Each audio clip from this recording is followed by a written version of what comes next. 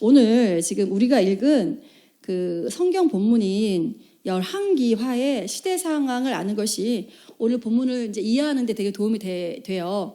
그래서 이스라엘의 그 1대 왕인 사울, 그리고 2대 왕인 다윗에 이어서 3대 왕인 솔로몬은 이제 제가 이제 그 1000명의 부인을 거느리게 됐는데 그 다윗이 나라를 이렇게 부강하게 해서 우리나라의 그 광개토 대왕 다음에 장수왕이었잖아요. 그것처럼 이제 아버지의 그 아주 훌륭한 그 정책을 이어받아서 솔로몬이 또 과하게 하나님한테 지혜도 받았겠다 해서 과하게 욕심을 내면서 주변 국가들을 이렇게 땅을 넓혀가면서 우리나라 장수왕 때처럼 굉장히 많이 하는데 그 방법 중에 하나가 이방 국가들 공주들하고 결혼을 하는 거였어요. 그래서 부인이 1000명을 거느리게 됐죠. 그래서 이 이방 부인들이 참 몸만 오면 좋겠는데 그들이 섬기는 우상들을 같이 데리고 와서 그 궁전 안에서 우상들을 섬기기 시작하니까 여러분들 아시겠지만 죄가 누룩처럼 퍼져나가거든요. 그래서 이방인 공주들, 그 솔로몬의 부인들이 데려온 이방 신들이 이스라엘을 영적으로 타락하게 만들었죠. 그래서 솔로몬이 죽은 후에 그의 아들 르호보암에 와서 르호보암의 왕권을 반대한 10지파는 북이스라엘로 갔고요. 르호보암의 왕권을 인정한 2지파, 베냐민하고 유다 지파만 남아서 남유다가 됩니다. 그래서 오늘의 이야기는 그 분열 왕국 시대에 북이스라엘 때 살았던 아주 선지자 중에서 가장 파워풀한 선지자였다고 말하는 몇 명 중에 한 명인 엘리사 선지자 시대의 이야기입니다. 그리고 그 북이스라엘을 침공한 이제 옛날 성경에는 아람 왕이라고 나와 있는데 이제 세번역 성경을 저희가 쓰기 때문에 이제 아람이 시리아거든요. 시리아의 그 장군인 나하만 장군의 스토리다라고 생각을 하시고 들으시면 좋을 것 같아요. 왜냐하면 우리 엔터계 성도님들이 이 성경 배경 지식이 많지 않기 때문에 제가 설교 본문을 이제 정할 때 이번에 이제 기도하고 이렇게 쭉 성경을 넘기면서 하나님이 멈춰 그러면 이제 이렇게 이거다 했는데 이 말씀을 이렇게 마음에 두게 하셨어요. 그래서 오늘 본문 1절 다시 한번 같이 한번 읽어보겠습니다. 시작. 시리아 왕의 군사령관 나하만 장군은 왕이 아끼는 큰 인물이고 존경받은 사람이었다. 주님께서 그를 시켜 시리아의 구원을 베풀어 주신 일이 있었다. 나하만은 강한 용사였는데 그만 나병에 걸리고 말았다. 나하만은 시리아에서 왕의 절대적인 신임을 받는, 오늘날로 말하면 제2의 권력자, 요즘의 제2의 권력자가 누구인가요? 네, 그런 권력자였어요. 그의 권세와 재산과 위엄은 대단했을 것입니다. 주님께서 이 본문 중에 그를 시켜 시리아에게 구원을 베풀어 준 일이 있었다라고 지금 나와 있거든요. 1절에. 이것은 그 신명기 28장 25절에 이런 말씀이 있어요. 이스라엘 전투에서의 승패는 여호와께 달렸다. 근래의 패배는 이스라엘의 우상 숭배에 대한 여호와 하나님의 형벌이었다. 이것처럼 하나님이 이스라엘을 다스리는 방법 중에 하나가 주변에 있는 이방 민족들로 하여금 이스라엘의 참패를 이렇게 당하게 하는 결과가 있었어요. 이 나하만 장군이 시리아가 북이스라엘을 침공해서 승리를 한 거죠. 그때 잡혀간 한 소녀가 있었고 그 소녀의 이야기를 오늘 해보려고 해요. 그래서 장군이었던 나하만은 아주 단단하고 강한 사람이었던 것 같아요. 그렇게 왕을 제외한 절대 권력을 가지고 있었던 나하만에게 하루는 이상한 일이 일어났습니다. 자고 일어났는데 피부가 간지러운 거예요. 그래서 피부를 긁었는데 피부가 막 이렇게 부스럼이 일어나고 흰색 발진이 일어나기 시작했어요. 그래서 싸움터에 나가고 했기 때문에 피부 관리가 잘 안 됐을 거 아니에요. 그래서 내가 이제 싸움터에도 많이 나가고 그렇기 때문에 피부가 그런가? 라고 생각을 했는데 걱정을 했는데 이 불행한 예감은 비껴나가지 않았어요. 이 피부병이 계속됐기 때문에 그 궁정의 유명한 의사한테 진단을 받았죠. 그래서 왕정에 있는 실력 있는 의사에게 진단을 받았는데 그 병의 이름이 문둥병이었어요. 장군님, 문둥병입니다. 라고 진단을 받게 된 것입니다. 그는 너무나 기막힌 일을 당했기에 한동안 정신이 없었을 것이에요. 나아만 장군을 아끼던 왕도 너무 안타까워했겠죠. 나아만 장군 덕에 전쟁에도 이기고 그런 아주 신임받는 부하였는데, 그렇지만 나병은 치유되는 병이 아니에요. 오늘날도 그렇잖아요. 다들 안타까워만 하고 아무도 이 나병에 대한 치유 방법을 알려줄 수도 없었습니다. 그리고 이 나병에 걸린 사람들은 혼자 격리돼 살았기 때문에 가족들과 떨어져 살았을 것이고 홀로 기거했을 것이고 왕 앞에도 나아갈 수가 없었을 거예요. 그러던 중에 자, 오늘 본문 2절, 3절 같이 한번 읽어보겠습니다. 시작. 시리아가 군대를 일으켜서 이스라엘 땅에 쳐들어갔을 때에 그곳에서 어린 소녀 하나를 잡아온 적이 있었다. 그 소녀는 나아만의 아내의 시중을 들고 있었다. 그 소녀가 여주인에게 말하였다. 주인 어른께서 사마리아에 있는 한 예언자를 만나보시면 좋겠습니다. 그분이라면 어른의 나병을 고칠 수가 있을 것입니다. 정말 무슨 방법이라도 나병을 고칠 수만 있다면 전 재산을 투자해서라도 고칠 텐데 방법이 없어서 낭망하고 있었던 차에 이스라엘 전쟁에서 잡아온 자기 부인을 섬기고 있던 한 어린 소녀가 나병을 고칠 수 있다라고 얘기해 준 거예요. 그것도 북이스라엘에 살고 있는 선지자 엘리사라는 사람을 만나기만 하면 된다는 거예요. 나하만에게는 이것보다 희소식이 없었겠죠. 그래서 그 말을 들은 나하만은 온갖 귀한 예물을 싣고 왕에게 편지까지 받아서 나귀에 싣고 출발을 합니다. 가기만 하면 이 왕의 편지도 가져왔겠다. 극진한 대접을 받으면서 나와서 병을 고칠 수 있을 거라고 기대를 했겠죠. 하고 가지고 출발한 것입니다. 저는 이렇게 어렸을 때부터 교회 다녔기 때문에 교회를 다니면 우리 이제 목사님, 전도사님들이 아주 설교 본문 중에 잘 말씀하시는 게 있어요. 어린 사무엘 기도했어요. 사무엘 얘기, 삭개오 얘기 이런 얘기들 많이 하거든요. 그리고 뭐 여러 가지 얘기가 해서 이 사실 나만 얘기는 아주 유명한 스토리, 초등학교 그러니까 유치원 때부터 어린이 주일학교 때 자주 등장하는 이야기예요. 그런데 설교를 들을 때마다 주인공은 누구였냐면 이 문둥병 나아만 장군, 또 고쳐진 엘리사였지 한 번도 나아만에게 엘리사를 소개해준 이 소녀에 대해서 집중해서 설교하시는 분은 없었던 것 같아요. 그런데 제가 이번 설교를 어디를 할까 하고 묵상하던 중에 열왕기하의 5장을 읽는데 하나님이 이 한 소녀를 집중하게 해주셨어요. 그래서 오늘 이름도 나와 있지 않은 이 소녀에게 집중을 해보려고 합니다. 우선 이 소녀는 쉽게 말해서 전쟁 노예로, 그것도 조국을 침범했던 수장인 나아만 장군의 집에 종으로 끌려간 거예요. 저희들 일본 땅으로 끌려간 건 아니잖아요. 저희 민족은 일본이 저희 나라를 식민지로 통치를 한 건데, 그리고 또 시간이 좀 지났지 않습니까? 몇십 년. 그런데도 지금까지 우리는 일본에 대한 증오심이 굉장히 살아있어요. 요즘 태풍이 많이 이렇게 올라와서 태풍에 대한 이제 소식을 들으려고 인터넷 뉴스를 들어가면 댓글들 있잖아요. 태풍이 우리나라를 살짝 비껴가서 오른쪽으로 일본 쪽으로 방향을 틀었다. 그런 이제 뉴스들이 나오면 그 밑에 있는 댓글들을 제가 보면 이런 댓글들이 있어요. 쌤통이다. 심보가 고약하니까 벌 받는다. 일본은 속히 망해야 된다. 이런 댓글들이 주로 달립니다. 이 태풍으로 인해서 일본이 피해받지 않았으면 좋겠다는 그런 선한 댓글들은 거의 찾아볼 수가 없어요. 왜 그렇습니까? 우리나라에 고통을 준 나라이기 때문이죠. 그리고 지금까지 사과를 하지 않기 때문이잖아요. 이 소녀는 시간이 지난 것도 아니고 전쟁 노예를 끌고 가서 당시에 살고 있었어요. 이런 상황에서 주인이 나병에, 문둥병에 걸렸다고 했을 때 어떤 감정이 보통은 들까요? 보통은 바깥으로 얘기는 못해도 우리 주인이 그렇게 우리 북이스라엘, 우리 조국을 짓밟고 했더니 죗값을 받았다. 병으로 죽으면 좋겠다.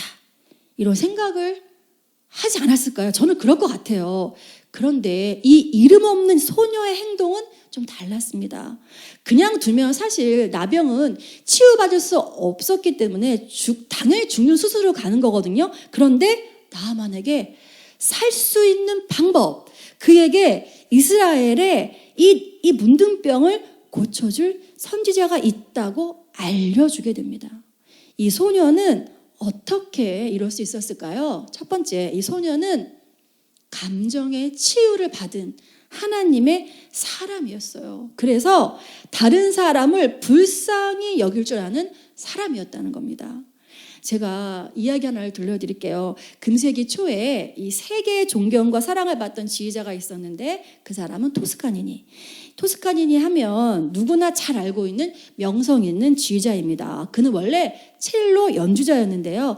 심한 근시로 인해서 이 첼로 연주를 할 때마다 그는 악보를 통째로 끝까지 외웠다고 합니다. 그러던 어느 날 첼로 연주회를 앞두고 그 악단의 지휘자가 갑자기 병원에 입원하게 되었어요. 그래서 급하게 단원들 중에 누군가에게 지휘를 대신 부탁해야 되는데 악보를 끝까지 외운 이 토스카니니가 선발되어서 임시 지휘를 맡게 된 거예요. 그것이 인연이 되어서 이 토스카니니는 세계적인 대지휘자의 길을 걷게 되었습니다. 만약 토스카니니가 그토록 시력이 나쁘지 않았다면 유럽의 한 첼로 연주자로 생을 마감했을 텐데 시력이 나빠서 악보를 볼 수 없었기 때문에 악보를 모두 외울 수 있었고 그것이 계기가 되어서 세계적인 지휘자로 등장하게 된 것입니다.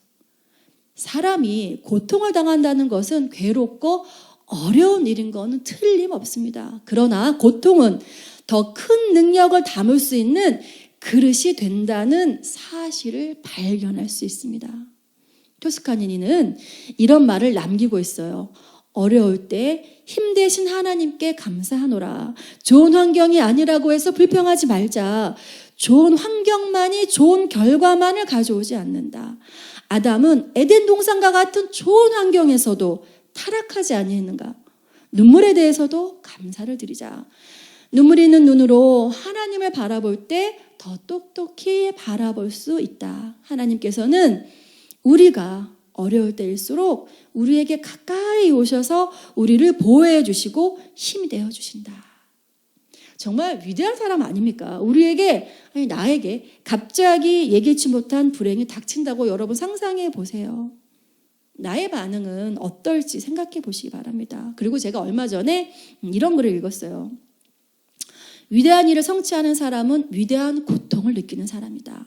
고통의 해결은 고통의 감지에서 시작되고 위대한 고통은 그것을 해결함으로써 인간의 자부심을 드높일 수 있기 때문이다. 따라서 우리는 역설적으로 이렇게 말할 수 있다. 위대한 고통 때문에 아파하는 사람은 축복을 받았다. 위대한 고통이라고 해서 특별한 것은 아닐 겁니다. 자기 자신의 고통보다 남의 고통, 그것도 가장 가까이에 있는 사람이 지금 무슨 일 때문에 고통받고 있는지를 알아채고 함께 아파해 주는 데서 비롯됩니다. 오늘 아침 가까운 누군가에게 정말 미안하다. 그래, 그동안 얼마나 혼자서 괴로워했니? 라고 말하는 순간이 바로 그 출발점입니다. 이 글을 읽고 참 동감이 되었어요. 그래서 누군가에게 건넨 따뜻한 말 한마디가 절망으로 가는 한 사람을 구할 수도 있습니다.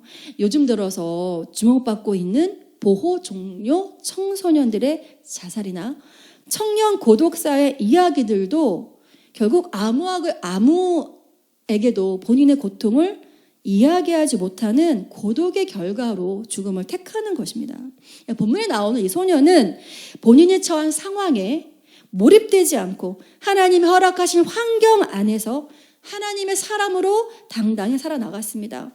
소녀 가족이 있었겠죠. 전쟁 포로로 잡혀오면서 가족과도 헤어지게 되었을 것이고 저희가 상상하는 여러 감정들이 뿌리 깊게 남아서 사실 본인을 갈각 먹었어도 이상하지 않은 상황이지 않습니까? 그런데 이 소녀는 본인에게 닥친 그 불행, 그 사건에 집중하지 않고 하나님이 나에게 허락하신 것이라는 하나님의 관점으로 환경을 해석하고 그 환경을 넘어서 역사하시는 하나님을 바라본 것입니다. 이 소녀는 상처에서 치유받은 하나님의 사람으로 살았고 결국 나 외에 다른 사람의 불행에 깊게 공감해 줄 줄 아는 사람으로 거듭난 것입니다. 주위에 살다 보면 진짜 다른 사람의 감정에 공감 능력이 떨어지는 사람들이 의외로 많습니다. 이제 암에 걸린 교회에서 암에 걸린 환자들이나 다른 사람들이 보기에는 어떨지 몰라도 본인 스스로에게는 죽을 만큼 힘든 일이라고 여기는 그런 사람들이 자기 일을 얘기하면 가끔 신앙에 좋은 그리스도인들이 이렇게 말하죠. 상대방을 위로한다고 얘기하면서 하나님께 기도해봐. 우리는 신앙이 있어. 이기면 돼. 화이팅. 이렇게 보통 얘기할 때 있어요. 이거 무미건조하게 이렇게 답을 줄 때가 있습니다. 상대방이 근데 전혀 감동하지 않아요. 그게 감동스럽지 않습니다. 왜 그럴까요? 하나님은 우리 인간에게 감정이라는 선물을 주셨어요. 근데 그 감정은 전혀 공감해주지 않고 옳은 답만 줄 때 그런 겁니다.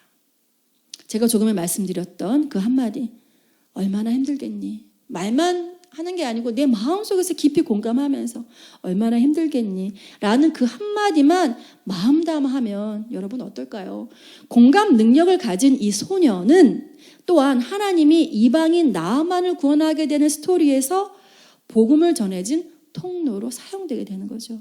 그 소녀는 순종의 사람이었습니다. 하나님의 말씀, 하나님의 통치, 하나님의 주권에 순종하여 그분의 길을 담담하게 가는 사람입니다. 이 소녀는 성경에 이름도 나와 있지 않아요. 그 소녀입니다. 소녀. 정말 유명한 사람이 아니었어요. 왕도 아니었고 기적을 일으키는 선지자도 아니었습니다. 그래서 저는 이 소녀에게 더 관심이 갔습니다. 오늘날 이름도 없이 빛도 없이 본인의 자리에서 하나님이 허락하신 삶을 담담히 살아내는 그런 우리의 보통 삶하고 더 친숙한 인물이기 때문입니다. 제가 더 이번 설교할 때 이 소녀를 공감할 수 있었던 것은 저희가 이제 개척을 하고 이제 어쨌든 아직 안정기에 들어가지 않고 이 적은 인원으로 예배를 드리는 시점이잖아요.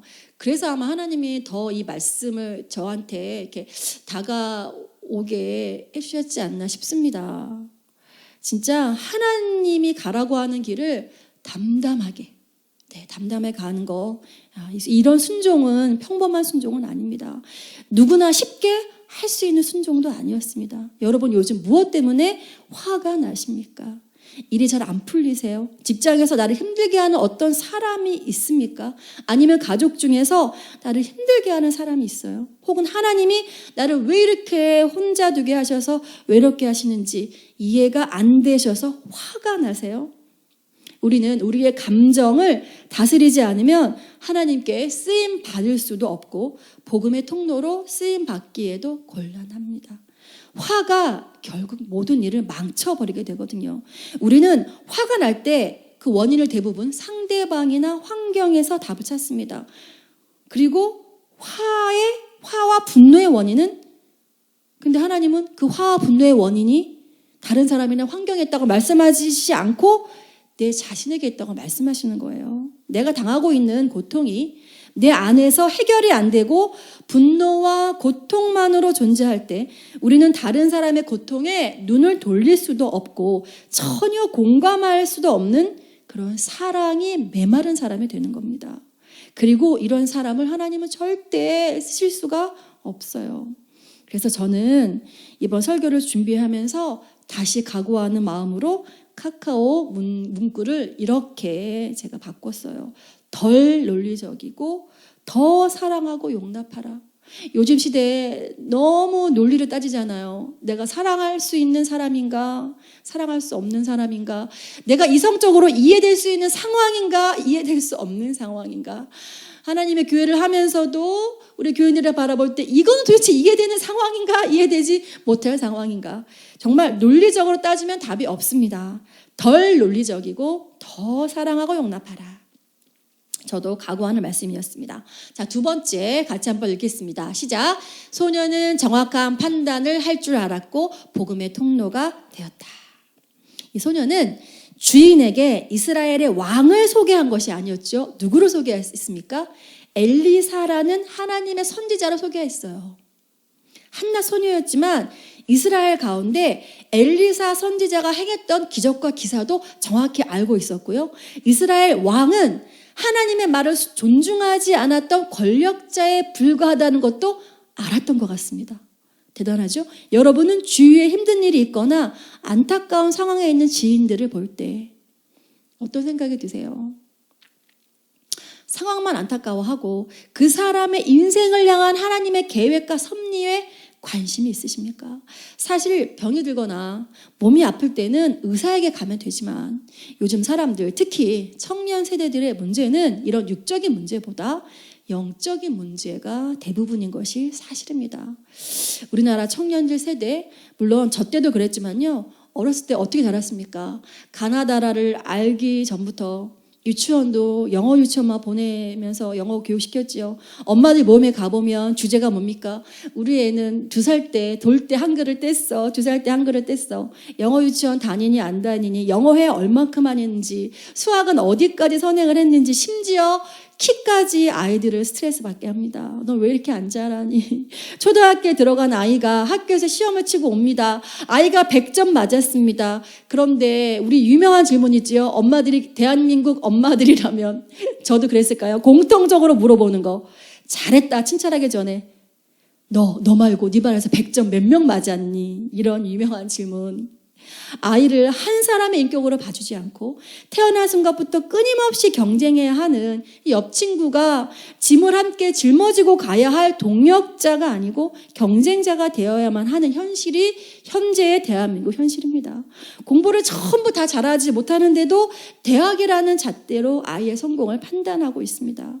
지난주 월요일에 제가 오랜만에 시간이 나서 목사님이 명지대 용인 캠퍼스 채플에 간증 콘서트로 섬기실 일이 있어가지고요. 오랜만에 함께 동행을 했습니다.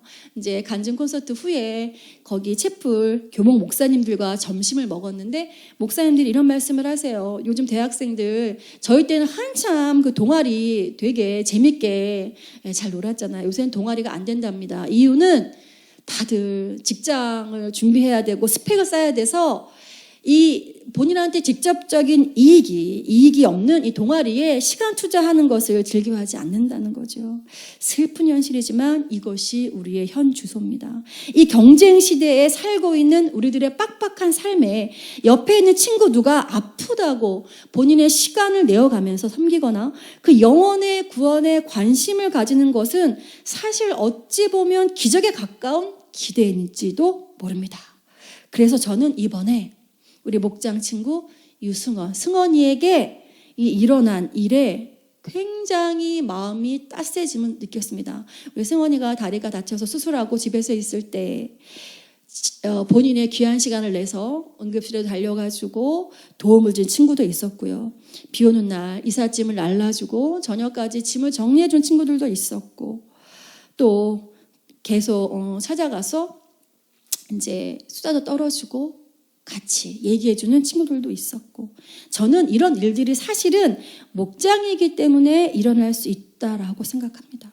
우리는 이익관계로 만나는 것이 아니라 서로가 잘 되었으면 하는 마음과 더 나아가면 그들 안에 예수님으로 인하여 더 영원한 삶이 있음을 알고 본인이 예수님을 만나서 행복한 삶이 되고 또 누군가에게 그런 복음의 통로가 되어주는 것, 이것이 바로 하나님이 우리에게 원하시는 그런 삶의 모습이기 때문에 어떤 거창한 무엇이 되지 않아도 되는 거죠.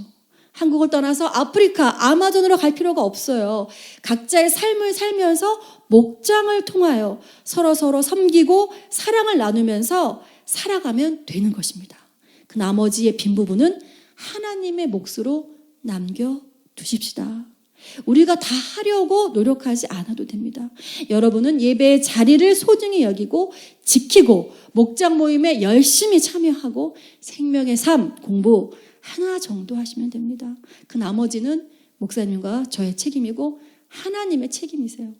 여러분이 목장 모임의 따스함을 느낀다면 삶을 살아갈 때 의지할 누군가가 목장 모임이 되었다면 주변에 사랑하는 예수님을 모르는 친구들을 그저 목장 모임에 초대만 하면 됩니다. 그러면 여러분은 복음의 통로가 되는 것입니다. 그들에게 해줄 일은 정확하게 예수님을 알게 할 사람에게 데리고 오는 것인데 그것이 바로 목장 모임입니다. 여러분이 아직 모르실지 몰라도 지옥으로 달려가는 영혼을 복음을 알게 해줌으로 천국을 갈 수 있도록 해주는 그 역할이야말로 하나님이 가장 기뻐하시는 최고의 멋진 일입니다.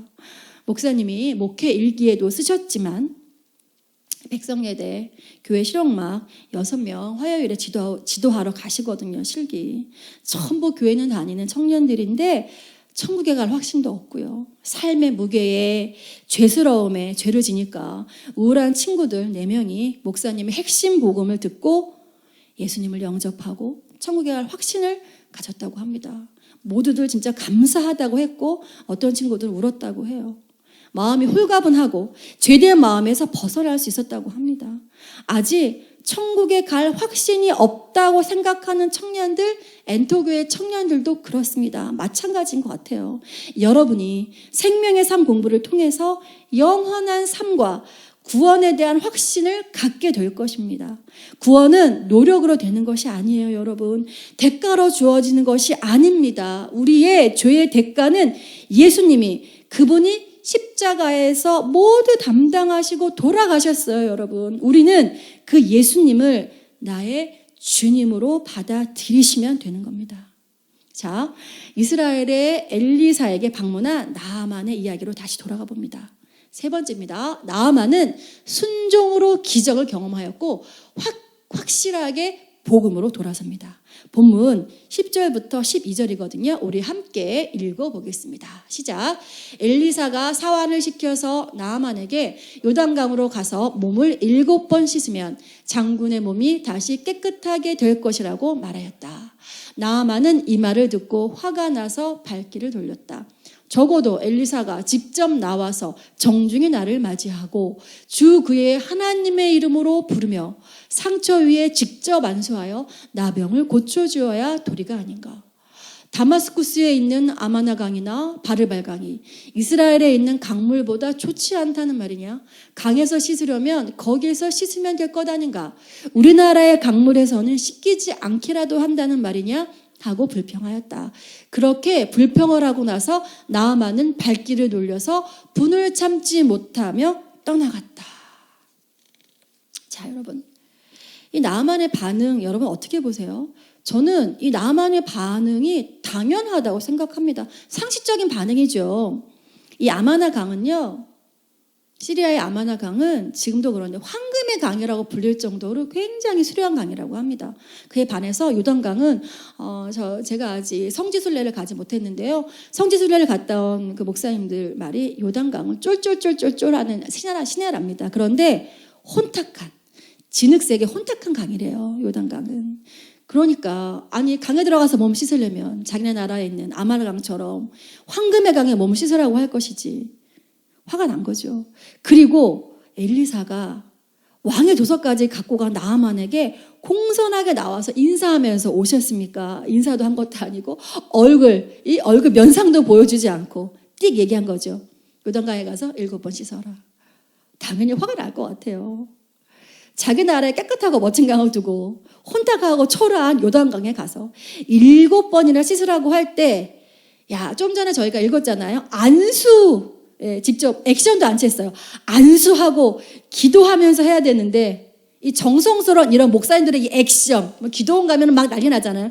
그런 액션은커녕 얼굴도 안 보이고 말만 했으니까 나아만은 당연히 화가 납니다. 그런데 여러분, 우리가 살면서 당하는 모든 일은 이렇게 아주 화내도 당연한 일이에요. 제가 아침에 운전하고 있는데 깜빡이도 안 켜고 내 앞으로 들어온 운전자 당연히 화나야죠. 욕을 합니다. 근데 하나님은 그렇게 하면 안 된다는 거잖아요.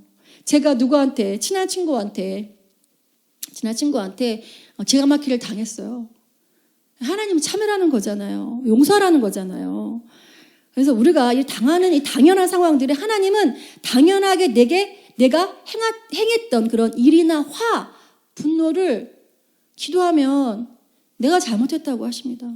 여러분 친구, 애인 또는 부부 사이에 싸움을 해보셨죠? 어느 모로 보아도 나는 크게 잘못한 것이 없는 것 같고 상대방이 잘못한 것 같은데 머리를 숙여서 기도하면 하나님은 나의 허물을 보게 하시고 먼저 사과하고 화평을 이루기 원하신다고 하세요.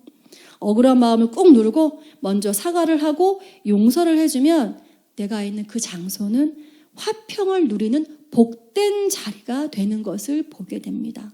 그러므로 내 인생에 이 인간에게 내가 사과할 일은 아니고 상대방이 고쳐야지 하고 생각되는 분이 가족 중이나 지인 중에 또는 일하는 중에 있으시다면 여러분 그분을 진정으로 용서하시기 바랍니다. 당연한 것을 당연한 것으로 받아들이지 않고 손해보는 것 같으나 내가 먼저 사랑을 흘려보낼 때 사단의 힘이 거기서 결박되고 더 이상 힘을 발휘하지 못하고 그 사람에게 나는 용서만 했을 뿐인데 결국 내가요 어디까지 나가냐면 복음의 통로가 되는 그 자리까지 나가게 되는 것입니다. 한국 우리 가정에 왜 이리 상처받은 부부 자녀들이 많은 줄 아세요? 아무도 화평을 이루는 하나님의 사랑을 적극적으로 흘려보내는 그 누군가가 없기 때문입니다. 먼저 미안하다고 사과하지도 못하고 용서하지도 못하기 때문이에요. 그 한 사람이 없기 때문입니다. 자존심을 세우기 때문이에요. 내가 보았을 때 이해가 안 되는 양육 과정에서 나에게 큰 상처를 입힌 부모님을 용서하려고 손을 내밀어 보십시오.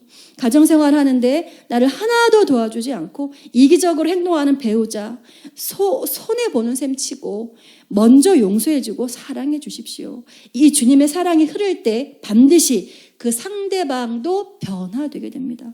그리고 그때 복음의 문이 활짝 열리게 됩니다. 나아만은 이해가 안 되고 화가 나지만 주위에 있는 신하들의 조언에 귀를 기울일 줄 아는 사람이었습니다. 자, 여러분은 들을 귀가 있으십니까? 주위에서 고집 센 사람으로 평가받고 있지 않으신가요? 나아만은 결국 엘리사의 말에 순종의 발걸음을 내디디고 한 번도 아니고 7번이나 몸을 씻을 때 비로소 아기 같은 피부가 되며 문둥병이 치유되었습니다. 6번까지 하고 변화가 없음에 실망하고 포기했다면 기적은 일어나지 않았을 것입니다. 여러분 7은 완전수입니다. 결국 하나님이 하신다는 상징적인 숫자예요. 여러분들 지치게 하신 일이 무엇입니까? 내가 먼저 여러 번 섬긴 것 같고 나만 계속 손해보는 것 같은 그 일 6번까지 하셨다면 조금만 더 인내하세요.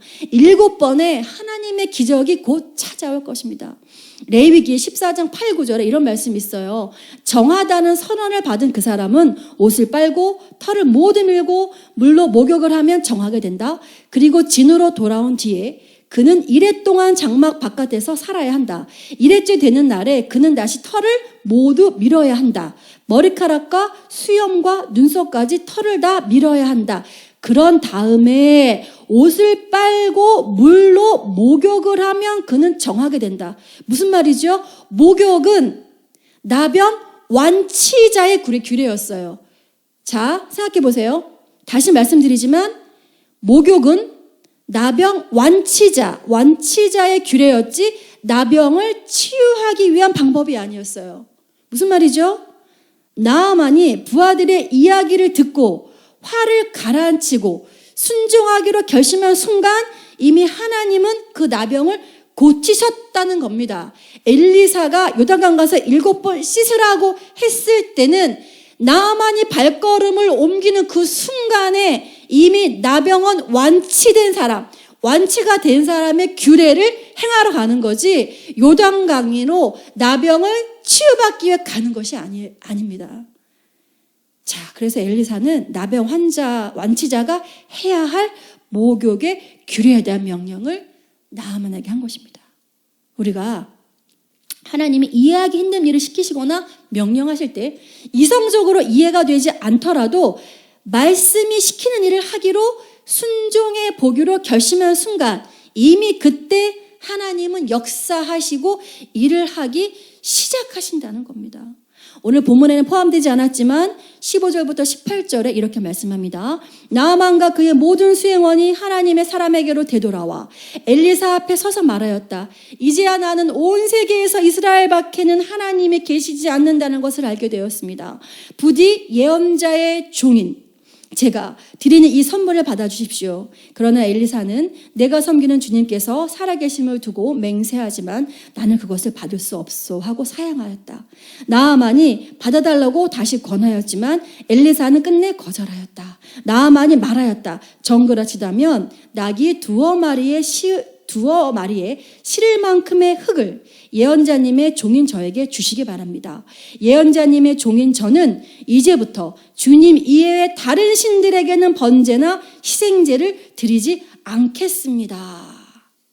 자, 무슨 말입니까? 그는 그의 병이 치유된 후에 아주 확실하게 복음으로 돌아섰습니다. 이전에 섬기던 신에게뿐만이 아니라 행동적인 부분까지도 오로지 하나님 한 분만을 섬기겠다는 의지를 보여줬어요. 이 부분을 하나님이 기뻐하셨고 성경에 기록된 이방인의 구원받은 사람으로 열왕기하에 등장하게 됩니다. 여러분, 이 시간 말씀을 맺으면서 여러분 자신을 돌아봅시다. 나는 하나님 앞에서 세상의 것에 완벽하게 돌아서 있습니까?